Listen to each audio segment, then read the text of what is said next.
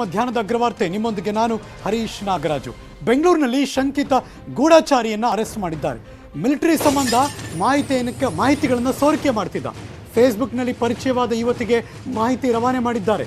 Breaking news.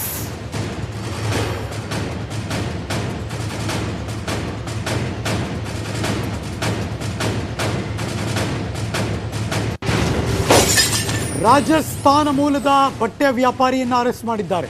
ರಾಜಸ್ಥಾನದ ಬಾರ್ಡರ್ಗಳಲ್ಲಿ ತೆಗೆದಿದ್ದ photo 2 ತಿಂಗಳ ಹಿಂದಷ್ಟೇ ಬೆಂಗಳೂರಿಗೆ ಬಂದಿದ್ದ ಈ ಯುವಕ ಫೇಸ್ಬುಕ್ನಲ್ಲಿ ಒಬ್ಬ ಹುಡುಗಿ ಪರಿಚಯ ಆಗಿದ್ಲು. ಆ ಯುವತಿಗೆ ಸೇನೆಗೆ ಸಂಬಂಧಿತ ಮಾಹಿತಿಯನ್ನು ರವಾನೆ ಮಾಡಿದ್ದಾನೆ.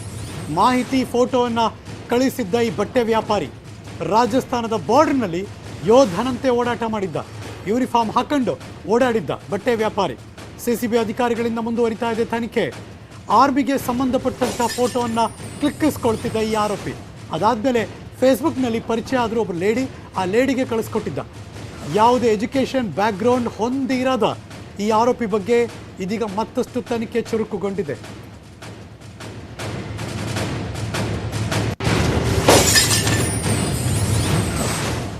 ರಾಜಸ್ಥಾನದ ಮೂಲದ ಒಬ್ಬ ಬಟ್ಟೆ ವ್ಯಾಪಾರಿ. ಬೆಂಗಳೂರಿನಲ್ಲಂತೂ ತುಂಬ ಜನ ಇದ್ದಾರೆ, ಕರ್ನಾಟಕದಲ್ಲಿ ಬಂದಿದ್ದಾರೆ. ಆದರೆ ಎಲ್ಲೋ ಮೇಲ್ನೋಟಕ್ಕೆ ಆತ ಬಟ್ಟೆ ವ್ಯಾಪಾರಿ, ಆದರೆ ಒಳಗೊಳಗೆ ಆತ ಗೂಢಾಚಾರಿ. ಎಲ್ಲಿಗೆ ಸಂಬಂಧಪಟ್ಟವನು ಅಂತ ಮಾಹಿತಿ ಇನ್ನು ಬರಬೇಕಷ್ಟೇ. ಫೇಸ್ಬುಕ್ನಲ್ಲಿ ಹೆಣ್ಮಗಳು ಪರಿಚಯ ಆಗ್ತಾರೆ, ಹೆಣ್ಮಗಳಿಗೆ ಮಾಹಿತಿ ಫೋಟೋಗಳನ್ನು ಕಳಿಸ್ತಾನೆ. ಆಗ ಟ್ರ್ಯಾಕ್ ಮಾಡ್ತಿರ್ತಾರಲ್ಲ, ಎಲ್ಲೋ ಅನುಮಾನ ಬರುತ್ತೆ. ಫೈನಲಿ ಈಗ ಅರೆಸ್ಟೆಡ್. ಶಂಕಿತ ಗೂಢಾಚಾರಿ ಅವನು, ರಾಜಸ್ಥಾನ ಮೂಲದವನು. ಆದರೆ ಹೊರನೋಟಕ್ಕೆ ಆತ ಬಟ್ಟೆ ವ್ಯಾಪಾರಿ. ಬಲಭಾಗದಲ್ಲಿ ಮಿಲಿಟ್ರಿ ಡ್ರೆಸ್ ತೋರಿಸ್ತಾ ಇದೆಯಾ, ಏನಪ್ಪ ಸೈನಿಕರ ಇವನು ಅಂದರೆ ಅಲ್ಲ. ಮಿಲಿಟ್ರಿ ಡ್ರೆಸ್ ಹಾಕೊಂಡು ರಾಜಸ್ಥಾನದ ಬಾರ್ಡ್ರ್ಗಳೆಲ್ಲ ಓಡಾಡಿ ಮಿಲಿಟ್ರಿಗೆ ಸಂಬಂಧಪಟ್ಟಂಗೆ ಎಲ್ಲ ಫೋಟೋಸ್ಗಳು ತೆಗೆದು ನೋಡಿದ್ರೆ ಬಟ್ಟೆ ವ್ಯಾಪಾರಿ ಅಂದ್ಕೊಂಡು ಅಲ್ಲೆಲ್ಲ ಫೋಟೋ ತೆಗೆದು ಅದನ್ನು ಫೇಸ್ಬುಕ್ನಲ್ಲಿ ಒಬ್ಬ ಯುವತಿಗೆ ಕಳಿಸ್ಕೊಡ್ತಾ ಇದ್ದಂತೆ. ಇನ್ನೂ ಮಾಹಿತಿಗಳನ್ನು ಕಲೆ ಹಾಕ್ತಿದ್ದಾರೆ ಪೊಲೀಸರು. ಮಿಲಿಟರಿ ಸಂಬಂಧ ಮಾಹಿತಿಗಳನ್ನು ಸೋರಿಕೆ ಮಾಡಿರೋ ಆರೋಪ ಇದೆ. ಶಂಕಿತ ಆರೋಪಿ ಈತ. ಮಾಹಿತಿ ಫೋಟೋಗಳನ್ನು ಯಾಕೆ ಕಳಿಸ್ಬೇಕಾಗಿತ್ತು? ಬಟ್ಟೆ ವ್ಯಾಪಾರಿ ಮಾಡ್ಕೊಂಡು ಮೇಲ್ನೋಟಕ್ಕೆ ಹಂಗಿದ್ದು ಒಳೊಳಗೆ ಈ ಥರದ್ದೆಲ್ಲ ಯಾಕೆ ಮಾಡ್ತಿದ್ದ? ಮಿಲಿಟ್ರಿ ಡ್ರೆಸ್ ಹಾಕೊಂಡು ಅಲ್ಲೆಲ್ಲ ಓಡಾಡಿ ಫೋಟೋಗಳನ್ನ ಯಾಕೆ ಕ್ಲಿಕ್ ಮಾಡ್ದ? ಸಾಮಾಜಿಕ ಜಾಲತಾಣದ ಹೆಣ್ಮಗಳಿಗೆ ಮಿಲಿಟ್ರಿಗೆ ಸಂಬಂಧಪಟ್ಟಂಥ ಎಲ್ಲ ಫೋಟೋಗಳನ್ನು ಕ್ಲಿಕ್ಸಿದ್ದಲ್ಲ, ಅದನ್ನೆಲ್ಲ ಯಾಕೆ ಕಳಿಸ್ಕೊಟ್ಟ? ಸೊ ಈ ಥರದ 10 ಹಲವಾರು ಅನುಮಾನಗಳು. ಹೀಗಾಗಿ ಎನ್ಕ್ವೈರಿ ಜೋರಾಗಿ ನಡೀತಾ ಇದೆ.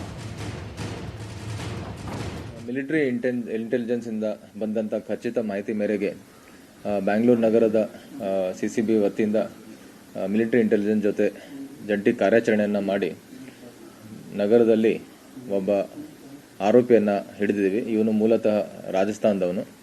ಇವನು ಸುಮಾರು 2 ತಿಂಗಳಿಂದ ನಗರಕ್ಕೆ ಬಂದು ಇವನು ಈ ಹಿಂದೆ ಬೇರೆ ಬೇರೆ ರಾಜ್ಯದಲ್ಲಿದ್ದಾಗ ಅಲ್ಲಿದ್ದಂಥ ಕೆಲವು ಡಿಫೆನ್ಸ್ ಎಸ್ಟಾಬ್ಲಿಷ್ಮೆಂಟ್ಗಳ ಫೋಟೋಗ್ರಾಫನ್ನು ತಗೊಂಡು ಕೆಲವು ವಿದೇಶಿಗಳಿಗೆ ಕಳಿಸ್ತಿರೋದ್ರ ಬಗ್ಗೆ ಮಾಹಿತಿ ಲಭ್ಯ ಆಗಿತ್ತು. ಆ ಕಾರಣದಿಂದ ಇವನ್ನ ವಶಕ್ಕೆ ತಗೊಂಡು ವಿಚಾರಣೆ ಮಾಡಿದ್ದೀವಿ.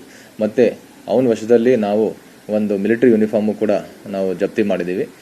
ಈ ವ್ಯಕ್ತಿ ಅನಧಿಕೃತವಾಗಿ ಇಂಥ ಮಿಲಿಟರಿ ಯೂನಿಫಾರ್ಮನ್ನು ದುರುಪಯೋಗ ಮಾಡೋಕ್ಕೆ ಇಟ್ಕೊಂಡಿದ್ದ ಅಂತಲೂ ಕೂಡ ನಮ್ಮ ತನಿಖೆಯಿಂದ ಬಂದಿದೆ. ಸೊ ಇದು ಒಂದು ಗಂಭೀರವಾದಂಥ ವಿಚಾರ. ಇದ್ರ ಬಗ್ಗೆ ಹೆಚ್ಚಿನ ತನಿಖೆಯನ್ನು ನಾವು ಮಾಡ್ತೀವಿ. ಸೊ ಈವರೆಗೆ ಇದರಲ್ಲಿ ಒಬ್ಬನ ನಾವು ದಸ್ತಗಿರಿ ಮಾಡಿದ್ದೀವಿ. ತನಿಖೆಯನ್ನು ನಾವು ಮುಂದುವರಿಸಿದ್ದೀವಿ. ಮತ್ತಷ್ಟು ಮಾಹಿತಿ ನನ್ನ ಸಹೋದ್ಯೋಗಿ ಮುನಿರಾಜು ಕ್ರೈಮ್ ಬ್ಯೂರೋದಿಂದ ದೂರವಾಣಿ ಸಂಪರ್ಕದಲ್ಲಿದ್ದಾರೆ. Good afternoon Muniraju. Good afternoon. ಹೇಗೆ ಈತನ ಚಲನವಲನಗಳನ್ನ ಹೇಗೆ ಅಬ್ಸರ್ವ್ ಮಾಡಿದ್ರು? CCBI ಭರ್ಜರಿ ಬೇಟೆ ಹೇಗೆ ನಡೀತು? ಹರೀಶ್, ಏನು ಈತ ಕಳೆದ ಸುಮಾರು ಒಂದು 3-4 ತಿಂಗಳ ಹಿಂದೆ ಒಂದು ಜೈಪುರ್ನಲ್ಲಿದ್ದ ಸಂದರ್ಭದಲ್ಲಿ ಏನು ಕೆಲವು ಫೋಟೋ ಆರ್ಮಿಗೆ ಸಂಬಂಧಿಸಿದಂತೆ ಕೆಲವು ಫೋಟೋಗಳನ್ನ ಕ್ಲಿಕ್ ಮಾಡಿ ಅದನ್ನ ಒಂದು ಹೊರದೇಶಗಳಿಗೆ ರವಾನೆ ಮಾಡ್ತಿದ್ದ ಅಂತ ಹೇಳಿ ಆತನ ಮೇಲೆ ಒಂದು ನಿಗಾ ಇರುತ್ತೆ. ನಂತರ ಮಿಲಿಟರಿ ಗುಪ್ತಚರ ಇಲಾಖೆಯವರು ಅದನ್ನ ತೀವ್ರ ನಿಗಾ ಇಟ್ಟು ಪರಿಶೀಲನೆ ಮಾಡಿದಾಗ ಆತ ಬೆಂಗಳೂರಿಗೆ ಬಂದು ಇಲ್ಲಿ ಒಂದು ಬಟ್ಟೆ ವ್ಯಾಪಾರವನ್ನು ಮಾಡ್ಕೊಂಡು ಒಂದು ಜೀವನ ನಡೆಸ್ತಾ ಇರ್ತಾನೆ. ಈ ವೇಳೆ CCB ಪೊಲೀಸರಿಗೆ ಈ ಬಗ್ಗೆ ಒಂದು ಮಾಹಿತಿಯನ್ನು ಅಲ್ಲಿಂದ ರವಾನೆ ಮಾಡಿದಾಗ ಕೂಡಲೇ ಪೊಲೀಸರು ಆತನನ್ನ ಅರೆಸ್ಟ್ ಮಾಡಿರುತ್ತದೆ.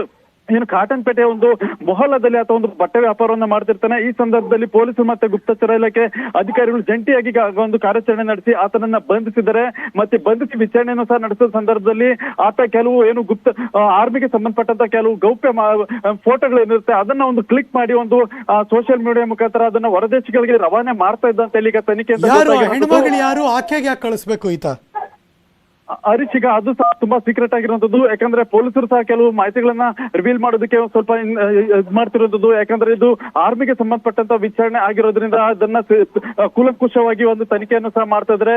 ಏನು ಸೋಷಿಯಲ್ ಮೀಡಿಯಾದಲ್ಲಿ ಒಂದು ಫೋಟೋ, ಹೆಣ್ಮಗುನ ಫೋಟೋ ಹಾಕೊಂಡು ಕೆಲವರು ಈತನನ್ನ ಟ್ರ್ಯಾಪ್ ಮಾಡಿರ್ಬೋದು ಅಂತ ಹೇಳಿ ಈಗ ಒಂದು ಶಂಕೆ ಸಹ ಇರುವಂತದ್ದು. ಆದ್ರಿಂದ ಆ ಒಂದು ಉದ್ದೇಶಕ್ಕಾಗಿ ಈತ ಒಂದು ಫೋಟೋಗಳನ್ನು ಸಹ ರವಾನೆ ಮಾಡಿದ್ದಾನೆ ಅಂತ ಹೇಳಿ ಈಗ ಪ್ರೈಮರಿ ತನಿಖೆಯಿಂದ ಗೊತ್ತಾಗಿದೆ.